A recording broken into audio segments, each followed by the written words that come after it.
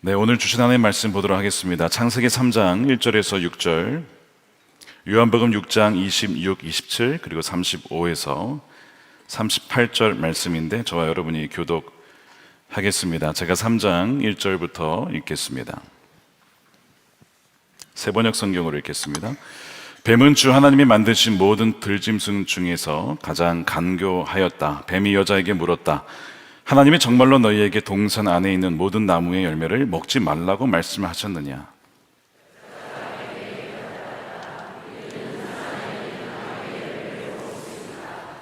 그러나 하나님은 동산 한가운데 있는 나무의 열매는 먹지도 말고 만지지도 말라고 하셨다. 어기면 우리가 죽는다고 하셨다.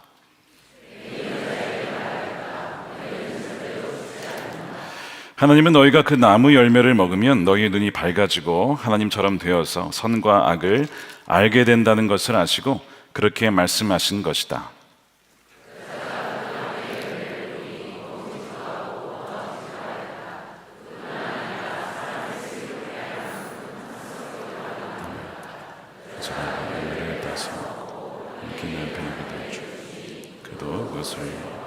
요한복음 6장 26절입니다. 예수께서 그들에게 대답하셨다. 내가 진정으로 너희에게 말한다. 너희가 나를 찾는 것은 표징을 보았기 때문이 아니라 빵을 먹고 배가 불렀기 때문이다.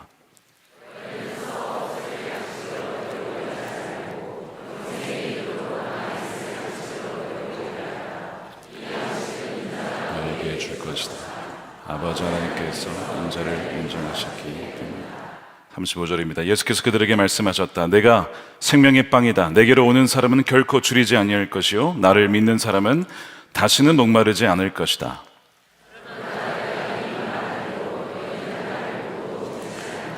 아버지께서 내게 주시는 사람은 다 내게로 올 것이요 또 내게로 오는 사람은 내가 물리치지 않을 것이다.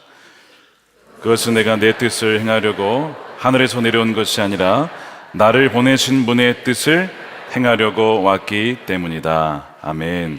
하나님의 말씀입니다. 네, 2025년 원하트 신년 금식성의 세 번째 말씀은 결코 줄이지 않는 인생이라는 제목의 말씀을 나누겠습니다. 금식성의 제목으로 결코 줄이지 않는 인생, 별로 안 맞는 주제이죠. 지금 줄이고 있는데 어떻게 결코 안 줄이냐. 여러분 금식하시면서 또 미디어 금식으로 여러 가지 다양한 형태로 참여하신 줄로 압니다. 이미 먹지 않고 줄인 상태에서 오신 분들에게 결코 줄이지 않는 인생이란 무엇일까? 이 제목에 역설이 있다는 걸 여러분 아셔야 됩니다. 먹는다고 줄이지 않는 것이 아닙니다. 여러분들의 영혼은 굶주리고 있을 수도 있습니다. 먹지 않는다고 여러분 줄이는 것이 아니라 먹지 않아도 만족할 수 있습니다. 영원히 만족할 수도 있습니다. 금식하며 줄이는 것 같아도 진정 만족하는 인생이 있어요. 오직 주님만으로 만족하는 인생입니다.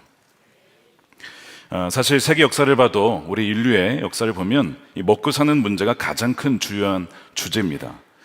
어찌나 우리나라도 이 먹는 것이 중요했던지 우리나라 인사가 밥 먹었냐고, 식사하셨냐고, 이게 인사였죠. 뭐 다른 나라에 그런 인사가 있겠습니까? 워낙 우리나라가 못 살았고 또 밥을 굶은 사람들이 많았기 때문에 밥은 먹었냐, 식사는 했냐, 굶지는 않느냐 이렇게 물어본 것이 인사가 된 거예요. 성경에도 보면 만찬이라고 하는 것, 식사라고 하는 것은 하늘나라의 천국잔치를 상징합니다. 그래서 예수님께서는 종종 오병이어 기적과 같이 사람들을 먹이시면서 천국이 어떠한 곳인지 그를 맛보게 해 주셨어요. 물론 그 빵이라고 하는 것은 궁극적으로는 내가 생명의 빵이기 때문에 나를 먹는 자는 영원히 줄이지 않을 거야 라고 하는 것을 가리키기 위해 그 표적을 보여주신 것이었죠. 그러나 사람들은 그것을 잘 알아듣지를 못했습니다. 그저 먹고 사는 거에만 집중을 했습니다. 여러분 오늘 이 자리에 먹고 사는 문제로 오신 분들이 있을 거예요. 이런 중요한 이슈고 경제적인 문제, 우리가 해결해야 될 문제입니다. 그러나 더 중요한 것이 있어요. 바로 주님만으로 만족하고 주의 말씀으로 사는 삶입니다. 만일 그것을 알지 못한 채 단지 먹고 사는 문제, 경제의 문제에만 매달린다면 바로 그것이 썩어 없어질 빵을 쫓다가 망하는 인생이 된다는 것이에요. 저는 기도하기를 어느 누구도 썩을 빵을 쫓다가 죽는 인생이 아무도 없게 되기를 축복합니다. 그래서 이 음식이 굉장히 우리에게 육신의 필요를 채워주고 영양분을 공급하기 때문에 먹지 않고 살 수 있는 사람은 아무도 없습니다, 사실. 그래서 음식이 중요한 거예요. 사실 그렇지만 이 음식이라는 것이 하나님께서 우리에게 주신 좋은 것이고 또한 다양한 요리를 맛보면서 즐길 수 있게 해주시는 아주 귀한 선물인데, 항상 하나님이 주시는 선물은 우리가 그것이 과할 때 혹은 그것을 주님보다 더 기뻐하고 즐거워하고 의존할 때에 항상 그 선물은 뭐가 됩니까? 여러분, 우상이 되고 맙니다. 즉, 여러분, 음식도 우상이 될 수 있어요. 우리의 이 식탐도 결국에는 우상이 될 수 있는 겁니다. 그래서 우리의 식욕이 자연스러운 거긴 하지만 없어서는 안 될 욕구이지만 우리의 배가, 그러니까 우리의 위장이 하나님이 될 수 있다는 겁니다. 그래서 누군가의 배가 그들의 신이라고 성경에는 이렇게 말씀하고 있지 않습니까?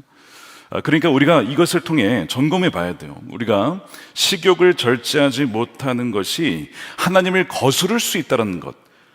뭐 식욕을 통제하지 못하는 것이 무슨 하나님과 무슨 상관일까요? 여러분, 정말 그럴까요? 에서가 식욕을 통제하지 못해서 그걸 가지고 장자권을 팔아 넘겼습니다. 하나님께서 택하신 장자의 권리를, 그거를 그냥 팥죽 한 그릇에 팔아 넘겼어요. 여러분, 정말 비참한 일이죠. 또한 창세기, 우리가 오늘 읽었지만 태초에 이 원죄라고 하는, 우리가 지금 겪고 있는 모든 인류의 문제의 근원이 되는 이 원죄라고 하는, 타락이라고 하는 것은 바로 이 음식과 관련돼 있었다는 거예요. 바로 그 먹지 말라고 한 그 선악을 알게 하는 나무의 열매를 먹고 싶어 가지고 그것을 따 먹었다가 우리가 모두 지금 고통을 당하고 있는 것이죠. 그러니까 지금 우리가 겪고 있는, 여러분 개인적으로 겪든 가정이 겪든 지금 국가가 겪고 있는 어떠한 문제든지 뿌리로 돌아가 보면 결국에는 모든 문제의 원인이 이 창세기 3장에 있다는 것을 여러분 발견하게 될 것입니다. 본래 하나님께서 지으신 세상은 굉장히 선하고 아름다운, 보시기에 너무 좋은 세상이었죠. 그래서 아담과 하와가 에덴 동산에 살 때 하나님과 동행하며 살았어요. 하나님과 함께 살았습니다. 그분과 걸었습니다. 그곳에는 부끄럼도 없고 아픔도 없고 눈물도 없고 수치도 없었어요. 이것이 하나님이 창조하신 세상입니다. 자, 그런데 제가 한번 여쭤보겠습니다. 여러분, 행복하십니까? 답변을 잘 못하시겠죠. 물론 지금 시국의 상황이 그렇기 때문에 더더욱 그렇긴 합니다만, 근데 개인적으로 물어봤을 때 여러분 정말 행복하십니까? 라고 했을 때 나 정말 행복해요, 나 정말 너무 행복합니다 라고 답하실 수 있는 분이 과연 얼마나 될까요? 얼마나 될까요? 여러분, 왜 행복하지 않다면 왜 행복하지 않을까요? 행복하려면 예를 들면 가족의 문제나 직업의 문제나 건강 문제나 인생에서 겪는 문제들이 없어야 우리가 행복하다라고 말할 텐데 이 문제들이 너무 많은 거죠. 한두 개가 아닌 거예요. 여러분, 기도받으러 오신 분들의 기도 제목을 들어보면 대개 건강 문제, 자녀 문제, 재정, 직업 문제, 관계 문제 이런 걸로 다 오십니다. 대개 5손가락에 다 들어와요. 여기에서 벗어난 경우가 별로 없습니다.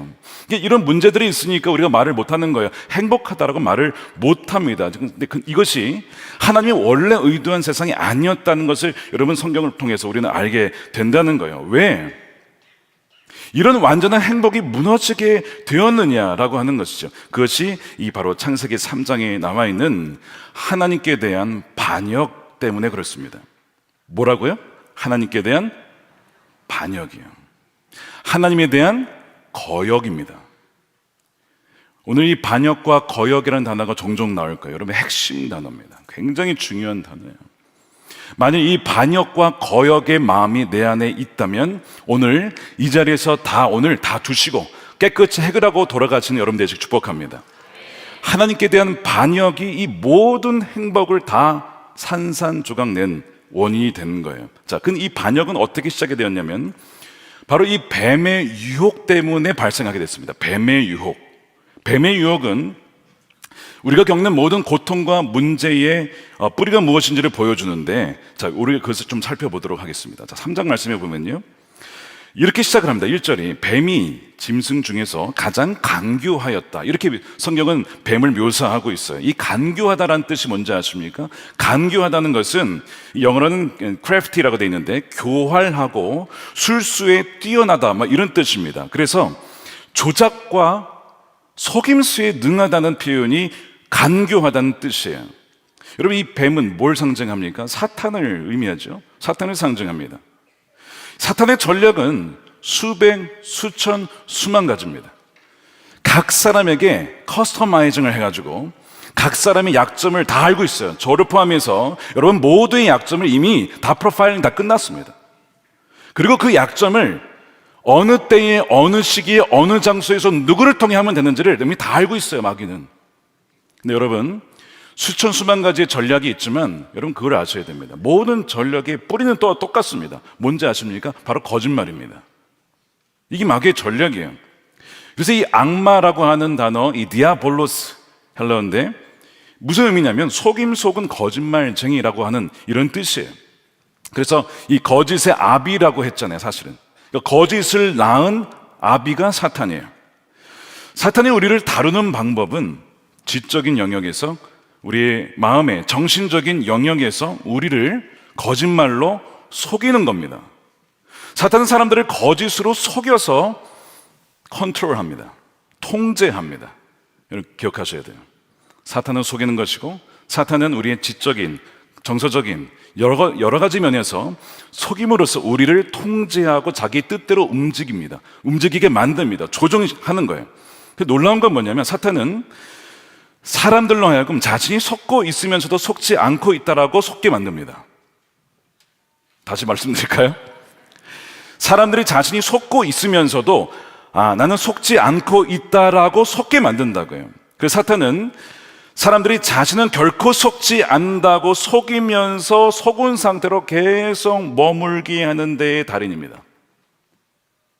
자, 이쯤 되면 점검해 봐야죠. 나는 혹시 지금 속고 있는 게 없느냐? 확률상 걸려있을 가능성이 많아요. 지금 사탄의 유혹에 저를 포함해서 마찬가지로 저는 항상 내가 마귀라면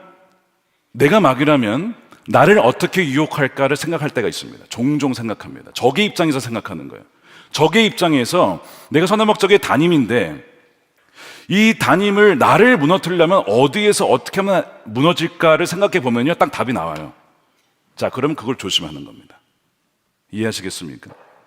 근데 그거를 알지 못하도록 그렇지 않다라고 속이는 또 영역이 있어요. 자, 그러니까 여러분 마찬가지예요. 지금 내가 마귀에게 뭔가 속고 있는 부분이 있을 수 있으면 여러분 인정해요. 여러분 겸손하게 인정할 때 하나님께서 지혜를 주시고 알게 하시고 빛으로 비춰주시고 감춰줬던 것을 드러내 주시는 거예요. 여러분 교회에 우리 교회 감사를 해요. 감사, 재정감사, 사역감사. 그게 뭔가 감춰준 걸 드러내자 이게 아니라 우리의 연약함과 혹시 실수가 있을 수 있으니 삼자를 통해서 보자는 것이죠. 그래서 잘못된 것이 있으면 고치자는 거예요. 겸손하지 않으면요 절대 감사하지 않습니다. 감사를 행할 수가 없죠. 우리는 완벽한데 우리는 문제가 없는데 그러면 감사 안 하는 거죠. 근데 내버려 두는 거죠. 근데 우리 스스로가 약할 수 있음을, 우리가 완벽하지 않음을 인정하기에 외부로부터 와서 재정감사해 주십시오, 원래 안 해도 되지만 하는 이유가 바로 거기에 있는 거예요. 그러니까 우리 영혼도 마찬가지예요. 내가 주님께 머물러 있고 날마다 동행하려고 하지만 내가 지금 마귀에게 속고 있는 영역이 무엇인지를 겸손히 물으면 주님께서 이 말씀을 통해서 우리의 영적인 상태를 보여주신다는 거예요. 자, 그래서 여러분들은 마귀에 속고 있지 않다라고 확신하십니까? 만일 확신하신다면 어떤 기준으로 확신하십니까? 무엇을 기준으로 나는 옳고 그르다라는 것을 여러분은 확신하십니까? 여러분 말씀이죠. 말씀의 기준에 의해서 그것이 맞다 혹은 그르다가 우리의 기준이 되는 거예요. 그러나 사탄은 거짓말쟁이이기 때문에 이 모든 전략은 거짓말이라고 했죠. 자, 그러니까 성경 말씀을, 이 진리의 말씀을 왜곡시키는 데에 모든 에너지와 전력을 거기에 쏟는 겁니다. 진리를 왜곡시키고 속이는 데 거기에 쏟는 거예요. 그 거짓으로 사람들을 속여서 그 사람들을 지배할 수 있는 힘을 거기서 얻게 되는 거예요. 자, 이단에 빠진 사람들과 보이스피싱을 당한 사람의 공통점이 뭡니까? 둘 다 피해자라는 겁니다. 그렇죠? 피해자예요. 좀 불쌍한 분들이에요. 건져내야 됩니다. 근데 또 하나 공통점이 있어요. 속았다는 데 있습니다. 속았다. 꽤 오래 전인데 타기인 분이었습니다. 한번 기도받으러 오셨는데 3억 원 가까이 빚을 졌대요. 어떻게 그러셨냐고 했더니 투자 사기를 당하신 거예요. 여러분, 투자가 나쁜 겁니까? 하나님께서 우리에게 맡겨주신 것을 잘 투자를 해서 5달란트, 2달란트 투자를 해서 남겨야 되니까 투자를 한 거겠죠. 그런데 투자를 할 때 그것이 굉장히 좋아 보였는데 사실은 사기였다는 거, 당신은 몰랐는데 나중에 당하고 보니까 알았더라는 거예요. 얼마나 마음이 아픈지. 주님, 이분을 위로해 주시고, 주님 빨리 이것이 밝혀져서 하나님 회수할 수 있는 은혜를 주십시오, 이렇게 기도해 드렸는데, 여러분, 이렇게 사기를 당한다는 것이 여러분 원하는 사람이 어디 있겠냐고요. 나 사기 당기를 원한다 한번 손 들어. 없잖아요. 아무도 없어요. 말도 안 되는 거죠. 그런데 왜 이런 일이 발생해요? 마귀는요, 속이는 데 능통하다니까요. 그래서 이게 사기인지 속임수인지 우리가 쉽게 분별하지 못하는 이유가 성경에 나와 있는데, 사탄도 광명한 천사의 모습으로 나타나기 때문에 그렇습니다. 천사의 모습이에요. 야, 내가 이 사람만 만나면 너무나 행복할 것 같고, 내가 이 사람이 얘기하는 건 그대로만 따라가면 나는 부자가 될 것만 같아. 이 사람 나에게 보내주신 하나님의 천사구나. 광명한 천사로 나타나기 때문에 다 속는 거예요. 많이 속는 겁니다. 사탄이 만일 매끈한 아주 붉은색 피부에 뿔 달리고 나타나면 누가 속겠냐고, 거기에. 바로 사탄이라고 도망가지 않겠습니까? 사탄이 바보입니까? 그렇게 나타나게? 천사의 모습으로 나타나는 거예요. 이게 뭐가 있어야 됩니까? 여러분, 분별의 영이 있어야 돼요. 하나님 주시는 지혜와 계시의 영이 부어지게 되기를 축복합니다. 그래서 사탄을 분별하고 사탄의 악한 괴계를 분별할 수 있는 여러분 되시길 축복합니다. 분별하셔야 된다는 거예요. 속지 않으려면 분별해야 되는데, 또한 사단의 전략을 알아야 되죠. 사단의 전략은 유혹적인 거짓말이에요. 그래서 유혹을 하는데 어떻게 유혹을 하느냐, 말씀드린 것처럼 말씀을 왜곡시키는데, 이 말씀을 바탕으로 우리로 하여금 원망하는 마음이 들게 만듭니다. 뭐가 일어나게 한다고요? 원망이. 누구에 대해서? 하나님에 대해서. 자, 한번 읽어볼게요. 오늘 3장 1절입니다. 자, 아까 강교하였다까지는 제가 봤죠. 뱀이 여자에게 물어요. 하나님이 정말로 너희에게 동산 안에 있는 모든 나무의 열매를 먹지 말라고 말씀하셨느냐? 이렇게 물었어요. 모든 나무가 아니죠. 하나만 먹지 못하게 하셨어요. 근데 뱀은 모든 나무라고 하여서 일단 말씀을 과장시키거나 왜곡을 시키고 있습니다. 그러면서 이렇게 묻는 거죠. 하나님께서 모든 나무의 열매를 먹지 말라고 한 것이 사실입니까? 어떻게 그럴 수 있지? 하나님이 너희에게 어떻게 그렇게 대하시지? 하나님 너희를 사랑하면 다 줬겠지, 하나 뺐겠어? 이렇게 트는 거예요. 그러고 보니 그러네. 나를 사랑하시면 다 줬어야지, 왜 그건 안 줘? 이렇게 의심하게 하고, 뭔가 하나님이 나에게 잘못하신 것만 같은 생각을 들도록 이 사단은 그렇게 질문을 하는 거예요. 그때 하와가 대답을 해요. 동산 중앙에 있는 나무의 열매는 하나님 말씀에 말씀을 듣긴 들었어요. 너희는 먹지도 말고 만지지도 말라, 너희가 죽을까 하느라 하셨느니라. 여러분, 이 말씀 잘 띄워보세요. 그대로 두십시오. 하나님이 만지지도 말라고 했나요? 그런 말은 안 하셨어요. 먹지 말라고 그랬지. 만질 수는 있었어요. 근데 벌써 이게 마귀의 유혹에 들어갔는지 말씀을 하나 더 덧붙여버렸네. 나는 먹고 싶은데 글쎄 만지지도 못하게 하더라고. 이런 식으로 뭔가 하나님에 대한 뭔가 서운한 마음이 살짝 들어가 있잖아요. 만질 수도 있는 거 아니야. 근데 만지지도 못하게 하죠, 그분이. 이런 식으로 뭔가 지금 이상해요. 지금 분명히 말씀을 인용한 것 같은데 또 하나 있어요. 너희가 죽을까 하느라. 하나님 뭐라고 하셨습니까? 반드시 죽는다. 핵심입니다, 여러분. 반드시 죽는다. 내 말씀을 어기면 그 결과는 사망이야. 죄의 삭은 사망이야. 넌 반드시 죽어. 예외는 있지 않을까? 반드시 죽는다고. 그걸 빼버렸어요. 죽을까 하느라. 이게 벌써 지금 마귀의 컨트롤을 당하고 있어요. 벌써 세뇌를 당하고 있는 거예요. 지금 마귀에 의해서. 그래서 17절에 먹으면 반드시 죽는다고 했는데 반드시가 빠지고 죽을 까 하나로 바뀌고 서서히 지금 이 하와의 이 지성이, 그의 마음이 잠식을 당하고 있습니다. 여전히 물론 80% 이상은 하나님의 말씀을 갖고 있기는 하지만 왜곡이 되기 시작했어요. 뱀은 지금 하와에게 이렇게 말하고 있는 것이죠. 너 선악을 알게 하는 그 과실을 먹을 자격이 있어. 너 자격이 있어. 그런데 너 봐라. 너 하나님 먹지 말라고 했지? 너 어떻게 하나님을 그러실 수 있지? 너 하나님, 그런 하나님 신뢰할 수 있겠어? 너 나이쯤 되면 지금 이 정도는 가져야 되고, 이 정도 재산은 있어야 되고, 이 정도 포지션은 올라가 있어야 되고, 너 친구들 봐, 친구들. 너 친구랑 너랑 비교해보라고. 너의 지금 위치를 보면서 하나님은 널 사랑한다고 할 수 있겠냐고. 지금 마귀가 이렇게 유혹하고 있는 거예요. 너 그래도 말씀 그대로 살래? 너 그래도 말씀 순종하며 살 거야? 너만 손해인 거야. 교묘하지 않습니까? 마귀가 얼마나 지능적으로 각 사람의 취약점을 알고 아주 논리적으로, 아주 그럴듯하게 매혹적으로 다가오고 있는 거예요. 지금 뱀이 파고들고 있는 것은 무엇이냐면 우리가 스스로 정하는 게 있어요. 이런 겁니다. 내가 뭘 가져야 되고, 내가 지금쯤 어디에 있어야 되고, 어느 포지션에 있어야 되고, 뭘 누려야 되고, 지금쯤이면 이 정도는 되어야 된다는 나름대로의 어떤 우리의 인생에 대한 전망이 있어요. 전망이. 너무 자신의 인생에 대해서 우리가 확신하고 있는 경향이 있습니다. 하나님, 저는 이 정도 받을 자격이 있잖아요. 내가 그렇게 고생을 했는데. 그렇지 않습니까? 이런 어떤 생각이 나름대로 있잖아요. 있습니다. 근데 그게 너무 강한 거예요. 너무 확신을 하는 거예요.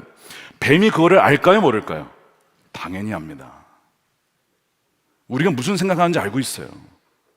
우리가 어느 위치에 있는지 다 알고 있어요. 마귀는 딱 갖고 있다가 그거를 딱 공략하는 거예요.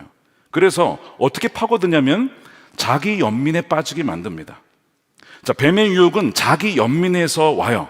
자기 연민은 유혹을 끌어들일 뿐만 아니라 굉장히 유혹에 취약하게 만드는 것이 우리의 자기 연민이라고 하는 겁니다. 자기 연민은 내 신세를 봐라. 내 인생을 봐라. 이게 뭐냐?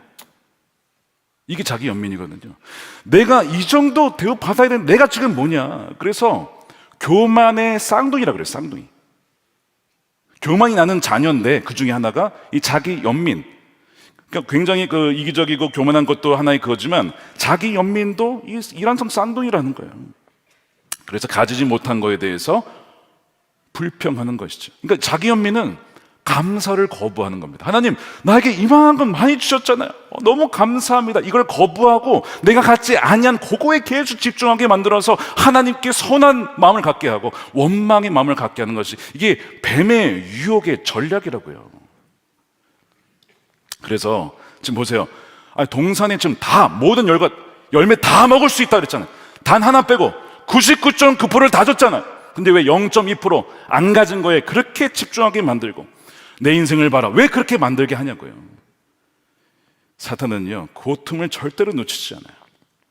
사탄은 우리로 하여금 절대 감사 못하게 합니다. 여러분, 아까 그 감사가 아니고 하나님 감사합니다. 그 감사 마귀가 진짜 싫어하는 거예요. 자기 연민을 물리치거든요. 감사는요. 우리에게 주신 것들을 하나님 내 인생이 이렇게 행하셨구나. 하나님은 선하신 분이시죠. 감사를 하게 되면 이 모든 자기 연민이 떠나가고 유혹이 올 수 없는 상황이 만들어지기 때문에 감사하지 못하게 하고 찬양하지 못하게 합니다. 그러니까 여러분, 찬양은 굉장한 능력이 있는 거예요. 왜 마귀가 떠나간 줄 아십니까? 찬양 중에 찬양에 바로 감사의 능력이 있기 때문에 그래요. 하나님 감사합니다. 찬양합니다. 내 삶 속에 행하신 일들을 찬양합니다. 마귀가 도망가는 거예요. 어떻게 할 수가 없는 것이죠. 예배의 중요한 요소가 뭐예요? 찬양인 거예요. 찬양. 굉장히 중요한 거예요. 우리가 오늘 찬양했잖아요. 두 손 들고 찬양했잖아요. 그 뭐예요? 하나님, 나의 여건과 형편에 상관이 없이 주님은 오르십니다. 주님은 나에게 모든 걸 전부를 주셨습니다. 하나님 감사합니다 하는 거 아닙니까? 그게 찬양이잖아요. 만일 여러분들이 매일의 삶 속에 찬양을 누락시켰다, 어느 날 그렇게 살다 보면 그럴 수 있죠. 바쁘다 보면 내가 오늘 주님을 찬양하지 못했네, 찬양을 듣지도 못했고 부르지도 못했네. 여러분, 그때가 위험한 순간이에요. 바로 그때 마귀가 이때다 싶어가지고 그때 바로 자기 연민을 싹 집어넣는 거예요. 넌 자격이 있는데 네 인생을 보라고. 이런 식으로 하나님께 원망하게 만든다고요. 그러니까 여러분, 뱀에 지금 유혹에 노출되어 있는 분들이 있을 거예요. 여러분, 찬양하지 않는 순간, 감사하지 않는 순간 이제 이어와 똑같은 겁니다. 나 잡아먹어라. 뭐라고요? 찬양하지 않고 감사하지 않으면 뱀아 나 잡아먹어라 하는 거라고. 매일마다 항상 범사에 감사하는 저와 여러분 되시길 축복합니다. 그러니까 예수님께서 시험에 빠지지 않도록, 자기 연민과 원망과 빠지지 않도록 뭐 하라고요? 깨어서 기도해야 된다라고도 말씀하셨죠. 자, 사탄이 이제 이렇게 자기 연민이든 뭐든 유혹했는데 얘가 딱 넘어가잖아요. 자, 그 다음 단계로 넘어가요. 그 다음 단계는 뭐냐면 아예 그냥 말씀을 아예 그냥 바꿔버립니다. 말씀을 아예 그냥 바꿔버려요. 그것이 4절이에요. 뱀이 여자에게 말하였다. 너희는 절대로 죽지 않는다. 와, 하나님은 먹으면 반드시 죽는다 그랬고 뱀은 정반대 얘기를 하고 있어요. 너희는 절대로 죽지 않는데요. 둘 중에 하나가 맞겠죠. 둘 중에 하나. 이 진리라고 하는 것은 배타성이 있어요. 이게 맞으면 이게 안 맞는 거예요. 어떤 분이 여러분들에게 예수님 믿지 마! 어떻게 예수님이 유일한 길이야, 생명의 길이야, 그렇게 말하신 분이 있잖아요. 있을 수 있어요. 그렇죠? 전도 반대하시고 막 기독교 싫어하시는 분들은 진리라는 것이 다 상대적인 거죠. 어떻게 절대 진리가 있어? 여러분, 그것도 절대 진리를 주장하고 있는 거예요. 절대 진리가 없다라고 하는 절대 진리를 주장하고 있는 거라고. 그러니까 여러분, 이게 배타적으로 싸울 수밖에 없어요. 반드시 죽든지 아니면 살든지인데, 지금 하나님께서는 죽는다고 분명히 말했잖아요. 그러니까 죽지 않는다라고 완전히 말씀을 바꿔버려요. 그러면서 5절에 하나님은 너희가 나무 열매 먹으면 너희 눈이 밝아져서 하나님처럼 되어서, 이제 이게 굉장히 중요한 또 유혹의 포인트입니다. 하나님처럼 되어서 선과 악을 알게 된다는 것을 아시고 그렇게 말씀하신 것이다. 완전히 속았어요. 하나님처럼 될 수 없고요. 두 번째, 선과 악을 모릅니다. 인간은요, 타락해서 이 타고난 본성이 이기적이에요. 아이들 키워보면 알아요. 가르쳐주지 않았는데 그냥 자기 거 그냥 내 것만 이러고 태어나요, 아이들이. 야, 넌 정작 아담의 후손 맞다. 야, 너 하와의 후손 맞다. 애를 키우다 보면 알아요. 저도 그랬을 거 아니에요, 부모님 키울 때. 우리 다 마찬가지거든요. 선과 악을 알 수 없어요. 우리는 무지해서 어둠 속에 있는 자랍니다. 거듭나기 전에는. 그러니까 지금 마귀는 정확하게 속이고 있는 거죠. 하나님처럼 된다, 선과 악을 알게 된다. 다 거짓말, 다 거짓말. 그러면서 무슨 얘기 하냐면, 먹으면 눈이 밝아져서 하나님처럼 되니까 그게 너의 진정한 자유다. 너가 하나님이 되라. 하나님 의지하지 말고, 나와서 이렇게 기도하지 말고, 예배하지 말고, 금식하지 말고, 말씀 보지 말고, 너가 하나님 되면 되잖아. 너가 너의 인생의 주인이 되면 되잖아. 너가 너 인생의 왕이 되면 되잖아. 왜 누구에게 그렇게 비굴하게 가가지고 뭐 해 주십시오, 그럴 필요 뭐가 있어? 너가 하나님이 되면 되잖아. 여러분, 이것이 세상의 메시지입니다. 이것이 세상의 메시지라고요. 네 인생 네가 책임지지 누가 책임져 주냐? 예수가 밥 먹여주냐? 이게 예수님에 대한 세상의 조롱이라고요. 우리가 크리스천들이 받는 조롱 아닙니까?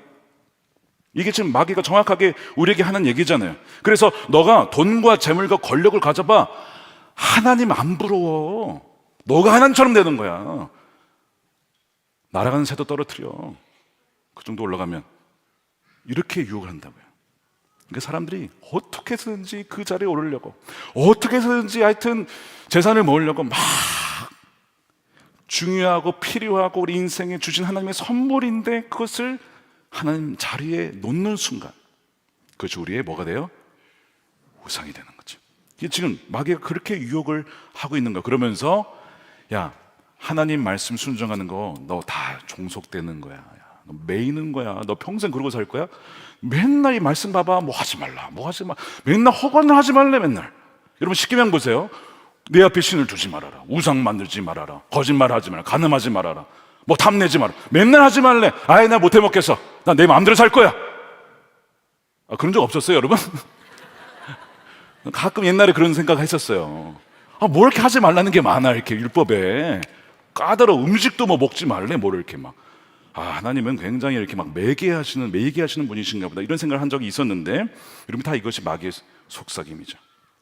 답답하니까 너의 무한한 잠재력을 풀어줘야 돼. 억누르고 있으니까 너 마음대로 말씀을 떠나 살아, 하나님 떠나서 살아. 그게 너의 자유함이야. 너가 내 인생의 주인이 되어야 돼. 여러분, 이게 이 창세기 3장 4절의 저의 주석입니다. 주석. 지금 막 풀어낸 거예요. 이해되시죠?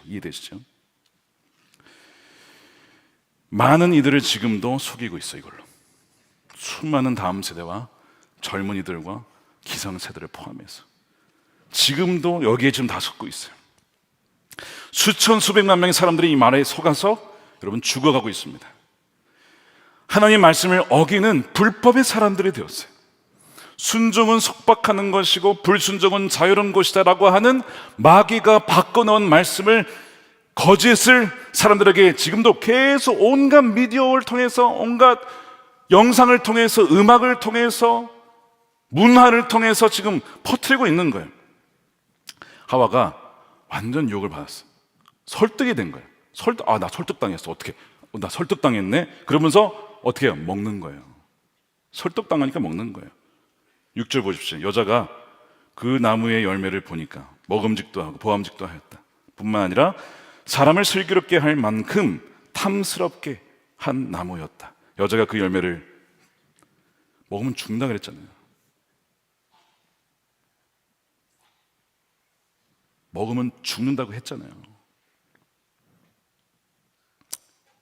그것을 따서 먹고, 혼자 먹지 왜 남편을 왜 줘요? 또 남편을. 왜냐하면 부부는 한 몸이기 때문에 그래요. 그래서 사기단도 부부 사기단이 이렇게 많은 거지. 함께 있는 남편에게도 또 그걸 줘. 그러면 남편은 당신 지금 뭐 하는 거냐고, 하나님께서 먹으면 죽는다고 하지 않았냐, 이렇게 혼내야 되잖아. 말없이 먹어도, 말없이 먹어. 하와는 하나님처럼 되고 싶어서 열매를 먹었고요, 그 말씀을 어겼고요, 뱀에게 속아 조종, 통제, 이제는 마귀의 종이 되어버렸습니다. 아담도 함께 먹었어요. 똑같이 되어버렸어요. 하나님처럼 되고 싶은 것이 인류의 목표거든요. 사실 영생, 모든 지식을 알고 생명을 만들 수 있고 창조될 수 있는 걸 계속 연구하고 있어요 지금. 근데 아직까지 벼 하나 만들지 못해요. 씨 하나 만들지 못한다고 아직. 여러분, 이것이 하나님처럼 되고 싶은 것이 인류가 고통당하는 바로 이유였어요. 하나님을 떠난 거, 하나님의 말씀을 어기고 버린 거, 말씀에 불순종한 거, 하나님과의 관계에서 소외된 것, 이것이 세상에 존재하는 모든 악과 고통의 여러분 근본 원인입니다. 자, 이제 설명해 드릴게요. 이게 도대체 우리의 지금 삶과 무슨 연관이 있는지. 죄의 본질은 하나님만이 계셔야 할 자리에 우리 자신을 놓는 겁니다. 그래서 죄의 본질은 바로 이 고통의 원인이 되죠. 우리 악한 본성은 뭐냐면 하나님의 자리에 앉아서 하나님마저 자기의 유익을 위해서 이용하고자 하는 그런 속성도 우리 안에 사실 있어요. 어떤 분은 기도가 응답되지 않는다고 굉장히 힘들어하세요. 자신의 삶과 고통과 어려움이 너무 많다는 거예요. 재정도 막혀있고 건강도 무너져 있고 좀 이중고를 겪고 계신 분들이 계시죠. 그러면서 말씀하기를, 하나님께서 내 기도에 응답하지 않는다면 제가 기독교인이 되는 것이 무슨 소용일까요? 이렇게 얘기를 하세요. 하나님이 내게 도움이 되지 않으면 내가 기독교인이 되는 게 뭐가 소용이 있느냐. 어떤 분은 기도를 해도 자기가 벌써 방향을 다 정해놨어요. 하나님, 제가 이렇게 돼야 되고 이렇게 되고 저렇게 돼야 되는데 하나님 왜 응답 안 해주세요? 말이 요청이지 사실 본인이 왕의 자리에 다 앉아 있는 거죠. 직장에 가고 학교에 가고 어느 위치에 가서 어느 때 이렇게 되는 것은 누가 정한 겁니까? 내가 정한 거죠. 구체적으로 기도하는 것이 중요한데 여러분 주의하셔야 됩니다. 하나님의 자리에서 내가 미리 다 정한 거 아닐까요? 누가 왕입니까? 오랫동안 기도해도 응답이 안 된다는 분이 계셨어요. 직장이 안 되고 건강이 좋지 않았어요. 이야기를 듣다 보니까 마음에 느껴지는 것이 있었어요. 저에게 직장의 문제도 건강의 문제도 근본 원인이 아니었습니다. 주님이 그분의 왕이 아니었어요. 본인이 다 어젠다를 정해놨어요. 그리고 주님이 좀 도와달래요. 주님은 그분의 종이셨습니다. 목사님, 제 인생은 이러저러해야 되는데 그렇지 못합니다. 하나님께 기도하지만 응답이 없습니다. 왜 그럴까요? 제가 물었습니다. 하나님께서, 주님께서, 우리 성도님이 진짜 왕이십니까? 그렇게 가르칠 수도 있고 인도해 줄 수도 있지만 그렇게 하지 않는다고 해도 받아들이시겠습니까? 하나님이 정반대의 방향으로 인도해 주셔도 여전히 주님이 나의 주님이라고 그렇게 받아들이시겠습니까? 이게 쉽지가 않은 거예요. 내가 주님의 자리에 앉아 있는 것이죠. 그래서 제가 그랬어요. 주님이 원하시는 것은 다른 게 아니라 바로 성도님입니다. 성도님을 원하십니다. 성도님을 온전히 소유하기를 원하십니다. 저를 비롯해서 우리가 이 하와 같은 상태, 하나님처럼 되고자 하는 말씀의 자리에 떠나서 그런 것은 아닌지 돌아봐야 돼요. 말씀을 알긴 아는데 우리가 부분적으로만 순종할 때가 참 너무나 많아요. 그래서 유혹이 굉장히 취약한 상태에 있습니다. 왜 사탄이 아담이 아니라, 여러분 질문 잘 생각해 보세요. 아담이 아니라 왜 하와에게 왔을까요? 하와는요, 아담으로부터 말씀을 전해 들었어요. 창세기 2장 17절에 하나님 말씀하신 선과 악을 알게 하는 나무의 열매만은 먹어서는 안 된다. 그것을 먹는 날에는 너는 반드시 죽는다. 여기서 너는 누구예요? 아담이에요. 아담에게 얘기해 주셨어요. 자, 그 다음에 하와가 창조가 돼요. 즉 하와는 직접 듣지를 못했죠. 누구에게 전해 들은 겁니까? 아담에게 전해 들은 거예요.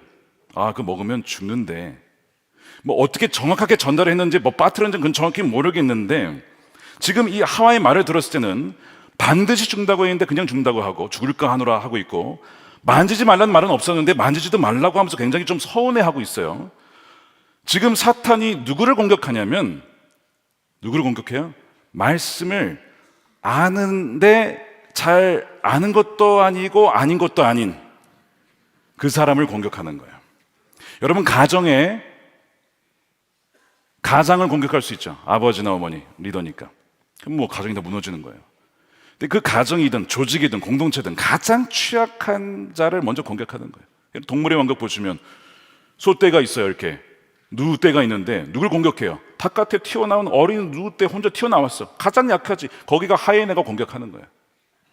내가 하나님의 말씀을 어설프게 알면 아는 것 같긴 한데 잘 모르는 것도 아니고 아는 것도 아니고 이런 상태에 있으면요, 바로 그것이 마귀가 쉽게 공격할 수 있는 취약한 상태가 되는 거예요. 그 사람을 집중적으로 공격해서 무너뜨리는 거예요. 어디를? 가정을 무너뜨리고 교회를 무너뜨리고 국가를 무너뜨리는 겁니다.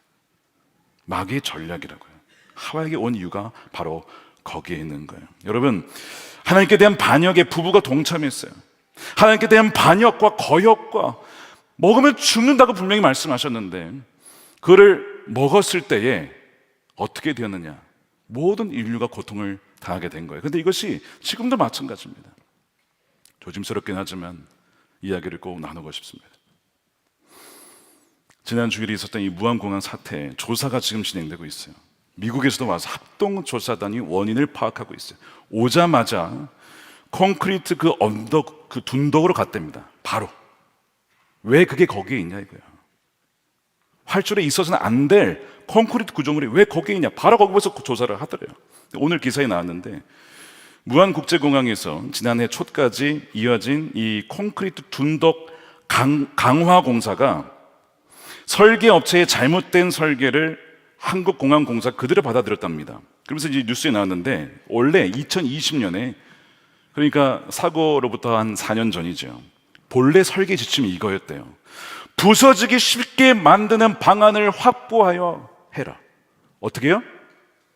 부서지기 쉽게, 비행기가 충돌해도 부서지기 쉽게 하는 그 방안을 만들어서 하라고요. 이미 지침이 내려왔다고요, 그것을. 그런데 막상 콘크리트 구조물을 더 강화를 했어요. 부딪혀도 무너지지 않게끔. 그래서 이 강화된 구조물이 이번 사고에 결정적인 영향을 미친 거죠. 설계한 대로, 지침대로 하지 않은 결과가 무엇입니까? 179명이 소중한 생명이 희생당한 거예요. 여러분, 그 지침만 지켰어도, 이거 그대로 두면 항공기 만약에 상태가 어떤 추락 상태가 나서 활주로에 쫙 나갔을 때 부딪히면 죽으니까 이거 다 그냥 부딪히면 그냥 깨지는 걸로 만들어야 된다라고 이미 지침이 왔다고요, 벌써. 근데 하지 않았어요. 누가 하지 않은지 모르겠어요. 이걸 어기면 죽는다 그랬잖아요. 반드시 죽는다고 했잖아요. 이거 어떻게 할 거예요? 죽으면 어떻게 할 거냐고. 게다가 작년에 정부가 무안국제공항 19번 활주로, 사고가 난 활주로입니다. 2차례 이용 불가, 여기 하면 안 된다. 지금 활주로 공사 중이라 너무 짧아가지고 여기 이용하면 안 된다라고 2차례나 불가 판정을 냈어요. 그러면 하지 말아야 되잖아요. 국제 노선을 늘렸죠. 12월 초에 국제 노선을 늘린 바람에 지금 또 참사가 난 거예요. 하지 말라 그랬으면 국제 노선 안 늘렸으면 되잖아요. 기다려주면 좀 되잖아요. 활주로 좀 길어질 때까지. 계속 이런 일들이 쌓이고 왔는데 무시하고 그러다가 그 소중한 생명이 죽은 거예요. 여러분, 이 너무나 가슴 아픈 이 사건이 우리에게도 벌어질 수 있어요. 우리에게 벌어진다는 얘기는 정말 이런 사고가 또 벌어진다는 것이 아니라 우리가 하나님의 말씀을 뭐라 그랬어요? 어기면 죽는다 그랬죠. 근데 우리는 이것을 별로 대수롭게 여기지 않아요. 제가 이민교회를 섬기다가 왔어요. 참 어려운 교회였습니다. 계속 싸움이 있었던 교회였어요. 성도들이 서로 싸우고 목회자와 성도가 싸우고 서로 용서하라, 화합하라, 기도해라, 품어주라, 말씀이 많잖아요. 내가 너희를 죄인 되었을 때 사랑한 것처럼 그렇게 해라. 그런 게 없어요. 막 싸운 거예요. 자, 불법을 행했어요. 자, 그럼 결과가 뭡니까? 죽는다 그랬죠? 어떻게 된지 아십니까? 자녀들이 그걸 다 봤어요. 어린 자녀들이 다 봤다고, 그 교회의 상황을. 제가 가서 이 다음 세가 너무 안 됐어요. 이 사실 집단 트라우마를 당한 거예요. 아이들은 말은 잘 안 하지만 집단 트라우마를 당했어요. 이 아이들을 어떻게 해서든 말씀으로 회복시키려고, 거듭나게 하려고 제가 얼마나 노력했는지 몰라요. 감사하게도 그 중에는 주님 만나고 회심한 친구도 있었지만 죄송합니다, 대다수는 그렇지 못했어요. 대다수는. 그것이 너무 마음이 아파요. 너무 마음이 아파요. 그 사태에 대한 고스란한 피해가 누구에게 가서 다음 세대에게 간 거예요. 다음 세대에게. 주님, 이 아이들은 어떡하냐? 목회자의 권위가 이미 다 무너졌어요.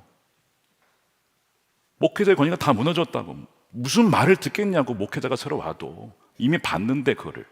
하나님 안 계시네.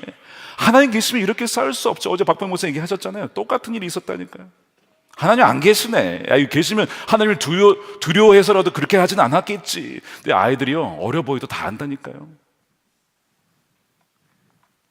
전 지금도 기도하기를, 하나님 그들의 마음의 아픈 상처를 치유해 주시기를 원합니다. 오늘 말씀과 똑같잖아요. 창세기 3장 말씀이 뭐라고요? 너희가 먹으면 반드시 죽는다라고 경고했어요. 메시지가 너무 단순해요. 명확합니다. 순종하지 않으면 죽는다예요. 그러니까 우리는 지금 굉장히 치열한 영적 전쟁을 치르고 있는 것이죠. 진리와 거짓과 빛과 어둠의 치열한 싸움이 24시간 360일 계속 벌어지고 있어요. 우리 개인과 가정과 교회와 공동체와 국가와 세계적으로 계속 이 싸움이, 이 치열한 영적 싸움이 벌어지고 있다고요. 사탄은요, 계속해서 유혹과 속임수로 사람들의 삶을 속이고 파멸시킵니다. 그래서 지금 이 나라의 너무나 아픈 이 상황 속에서 주님, 제가 어떻게 기도해야 됩니까? 라고 했을 때 주님께 저에게 주신 마음이 하나 있었어요. 지금 이 나라를 다스리고 있는 악한 영의 정체 중에 하나가 거역의 영이다. 거역의 영. 하나님의 말씀에 순종하지 않게 하는 거역의 영이 사로잡고 있다. 그래서 자녀가 부모에게 거역하고 상사에게 거역하고, 이 마치 아담과 하와가 하나님 말씀 무시하고 받았던 것처럼 똑같은 거역의 역사가 계속 일어난다는 거예요. 여러분, 이 영적인 문제입니다. 이 3장의 문제가 그대로 벌어질 수 있는 것이죠. 최초의 저는 먹는 것에서 시작했어요. 말씀을 제대로 듣지 못했기 때문이죠. 그래서 하나님 뭐라고 하셨냐면 이스라엘아 들으라라고 말씀하시죠. 신명기 6장 4절 말씀 보십시오. 우리 함께 보겠습니다. 시작. 이스라엘아 들으라. 우리 하나님 여호와는 오직 유일한 여호와시니 너는 마음을 다하고 뜻을 다하고 힘을 다하여 내 하나님 여호와를 사랑하라. 오늘 내가 내게 명하는 이 말씀을 너는 마음에 새기고 너의 자녀에게 부지런히 가르치며. 자, 이 말씀해 보십시오. 들으라고 하잖아요. 이런 말씀 오늘 들으셨습니까? 하나님 주신 말씀 들으셨어요? 마음을 다해 뜻을 다해 힘을 다하여 하나님을 사랑하셨습니까? 이 말씀을 마음에 새기셨습니까? 자녀에게 부지런히 가르치셨습니까? 아니면 넷플릭스나 유튜브나 게임이 아이들을 가르치게 내버려 두셨습니까? 벌써 여기에서 우리가 하나님 말씀에 뭐하고 있습니까? 거역하고 있어요. 선택적인 순종을 하고 있어요. 그 결과는 뭐라고요? 그대로 가면 죽는다는 거예요. 다음 세대도 죽고 자녀들도 죽고 교회도 죽고. 메시지가 너무 명확하죠. 어렵지 않잖아요. 근데 왜 우리는 그것을 심각하게 받아들이지 않는 것일까요? 분명히 우리는 말씀대로 살아야 된다는 걸 알아요, 머리로는. 그런데 이 말씀대로 살지 못하는 것 중에 하나가 우리 육신의 어떤 소욕이 굉장히 강합니다. 그러니까 예수님을 따라가야 되는데 육신의 소욕은 정반대로 가는 거예요. 자꾸 이 싸우는 것이죠. 이것이 성령을 거스르게 만듭니다. 그런데 C.S. 루이스가 이런 얘기를 했었어요. 우리의 문제는 우리의 육신의 소욕이 너무 강한 게 아니고 너무 낮은 것에 쉽게 만족하기 때문이다. 음식이 주는 쾌락, 게임이 주는 쾌락, 뭐가 주는 쾌락, 거기에 너무 쉽게 거기에 그냥 만족해버려요. 하나님이 주시는 진정한 기쁨, 순종해 주는 기쁨과 주님과의 관계 안에서 오는 행복과 기쁨을 누리기보다, 그것을 추구하기보다 너무나 하찮은 만족, 거기에 그냥 머물러 있기 때문에 그것이 우리의 문제다라고 얘기를 한 적이 있어요. 그래서 로마서의 말씀에 우리의 육신의 소욕을 이거 어떻게 해야 되냐? 답을 주셨어요.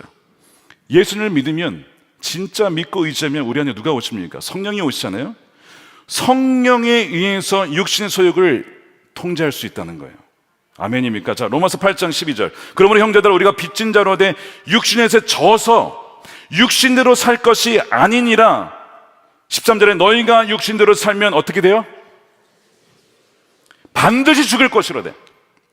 얘기하고 있어요. 반드시 죽는다고 말씀하고 있습니다. 여기서도. 여러분, 이것이 지금 성령이 이미 있는 사람에게 하신 얘기잖아요. 지금 교회에 주신 말씀이에요. 로마서가. 로마에 있는 성도들에게 주는 말씀 아니에요. 지금 성도들에게 주는 말씀인데 육신대로 살면 반드시 죽는다고 또 얘기하고 있어요. 지금 창세기 3장 말씀을 다시 반복하고 있는 거예요. 근데 성령으로서 몸의 행실을 죽이면 어떻게 해요? 산다는 거예요. 무릇 하나님의 영으로 인도함을 받는 사람은 곧 하나님의 아들이라. 아멘입니까? 하나님의 성령, 즉 영으로 인도함을 받는 사람이 진짜 하나님의 아들이라는 거예요. 단지 입술로 주여 주여 하는 자만 하나님의 아들이 아니라 그렇지 않고 진짜 순종하느냐, 그걸 통해서 우리는 하나님의 자녀인지를 알 수 있다는 것이죠. 그래서 어떻게 하면 그러면 성령으로서 몸의 행실을 죽이느냐? 예수님께서 나를 따라오려거든 조건이 있다. 첫 번째, 자기를 부인해야 된다. 두 번째, 자기 십자가를 지고 쫓아와야 된다. 첫 번째 뭘 얘기하셨어요? 자기 부인을 얘기하셨어요. 똑같은 얘기입니다. 성령으로서 자기 몸의 행실을 죽이는 것과 자기 부인은 사실은 같은 얘기를 하고 있는데 여러 가지가 있어요. 우리의 육신의 소욕을 죽이고 성령을 따라 자기를 부인하는 여러 가지 방편 중에 하나가 무엇이냐면 바로 금식입니다. 초기 감리교들, 존 웨슬리를 비롯한 초기 감리교들이 영국 전체를 바꿔놨어요. 완전히. 그 몇 명이 나중에 부흥해가지고 영국을 바꾸고 미국까지 다 바꿔놨잖아요. 근데 그때 어떻게 그렇게 부흥의 역사가 일어났냐 했을 때 존 웨슬리가 5가지 은혜의 수단, 하나님의 은혜가 임하는 통로 5가지를 얘기했어요. 첫 번째가 뭔지 아십니까? 기도입니다. 두 번째가 하나님의 말씀을 연구하고 묵상하는 거예요. 그것이 두 번째예요. 세 번째가 성만찬입니다. 그래서 성만찬을 옛날에는 1년에 몇 번 이렇게 했는데 자주 성찬을 받으라는 거예요. 나는 성찬받은 사람입니다. 하나님의 영으로 성찬을 받은 사람입니다. 성만찬이 세 번째. 네 번째가 금식이에요. 다섯 번째가 소그룹, 우리로 얘기하면 속회입니다. 이 다섯 가지가 은혜를 받는 수단이라고. 이 다섯 가지를 최대한 활용해야 된다는 거예요. 그래야만 우리가 육신 소욕을 이기고 하나님의 인도함을 받고 성령을 따라 살아가게 된다는 거예요. 자, 그런데 지금 오늘날 마귀가 가장 우리로 하여금 어떤 굉장히 무시하게 만드는 영역이 뭐냐면 바로 이 금식의 영역입니다. 이 네 번째를 거의 삭제해버렸어요. 이 금식은요, 육신의 소욕을 죽일 뿐만 아니라 성령에 민감하게 만들고 하나님 마음을 더 가까이 느끼게 돼요. 여러분, 금식하면서 기도하면서 말씀을 읽잖아요. 여러분, 아버지의 마음을 느끼게 되고 애통하는 마음을 느끼게 됩니다. 이것이 금식의 역할이에요. 그분의 의도를 파악하게 만들고 하나님 아버지의 뜻을, 그 애통한 마음을 느끼게 만들어요. 그런데 음식이 우상이 되면 금식과 기도를 거부하고 저항합니다. 이게 서로 이렇게 부딪히게 되어 있는 거예요. 그래서 여러분, 한 끼라도 굶어보시면 어떻습니까? 배가 막 죽을 것 같다 그러죠. 나 죽을 것만 같아. 음식을 넣어줘. 막 그러잖아요. 두 끼, 그러면 세 끼, 막 이러다 나 죽어. 막 이러잖아요. 속에서 막 외치죠. 막. 안 그래요? 막 저는 막 외치더라고. 막 제 그 위가 저를 막 얘기를 해. 자기가 왕이야. 자기가 저를 막 명령해. 저를. 제가 가만히 있어. 너 내 종이야. 내가 안 먹으면 안 먹는 거지. 어디 혼내는 거죠. 우리가 그렇게 음식에 의존을 한다는 것이죠. 귀신의 세력들이요, 금식이 영적 싸움에 있어서 굉장한 강력한 무기가 된다는 것을 너무나 잘 알아요. 그래서 이 폭발력이 있는 무기를 사용하지 못하게 하라고 계속 먹는 거에만 예속되게 만듭니다. 여러분, 세례 요한 보십시오. 성령이 사로잡혔던 사람이에요. 그의 금식 생활 때문에 굉장한 공격을 당했습니다. 세례 요한의 시대에 대적의 영이 똑같이 지금도 마찬가지지만 그때에도 완전 지배를 하고 있었죠. 예수님이 세례 요한에 뭐라고 얘기했냐면, 평가하기를, 천국은, 그러니까 세례 요한 때부터 천국은 침노를 당하고 침노하는 자는 빼앗는다. 이 세례 요한을 얘기한 거예요. 천국을 침노하고 빼앗는 자, 이 세례 요한과 같이 막 칭찬을 하셨어요. 세례 요한은 선지자들의 말씀에 회개하라 말씀에도 반응하지도 않고 뭐 그런가 보다 하고 넘어가고, 그게 너무 마음이 아팠던 것이죠. 왜 세례 요한이 금식을 했을까요? 춤춰야 할 때 춤추지 않고, 또한 슬퍼할 때 가슴을 치며 회개하지 않는 이 세대에 대하여서 너무 마음이 아팠던 거예요. 자, 예수님이 오셨어요. 직접 볼 수 있게, 만질 수 있게 오셨어요. 어린 양이라고 했어요. 자기는 알아봤어요. 근데 사람들의 반응이 어때요? 쟤 뭐야? 예수래. 아유, 걔는 뭐 나사렛 뭐 시골에서 자랐잖아. 이런 식으로 그분을 무시하고. 그러니까 세례 요한이 마음이 어땠어요? 너무 마음이 아픈 거야. 이들을 가면 어떻게 되는 거예요? 다 지옥 가는 겁니다. 여러분, 지옥 가는 그 영혼들을 향하여서 너무 애통하니까 그가 뭐 한 거예요? 금식한 거예요. 자, 보십시오. 마태복음 11장 18절에 요한이 와서 먹지도 않고 마시지도 아니하며 그들이 말하기를 귀신 들렸다. 여러분, 누가 귀신 들린 거예요? 세례 요한이 들린 겁니까? 그 사람이 들린 겁니까? 누가 정상이에요? 누가 비정상이에요? 지금 비정상이 정상을 향하여서 귀신 들렸다고 하는 거 아니에요, 지금. 세례 요한이 정상이잖아요. 세례 요한이 주님을 알아봤잖아요. 세례 요한이 길을 예배했잖아요. 근데 사람들이 알아보지 못했어. 그 안타까운 상황에, 자, 그러다가 너희들 다 죽어라 하지 않고, 하나님, 너무 마음이 아픕니다.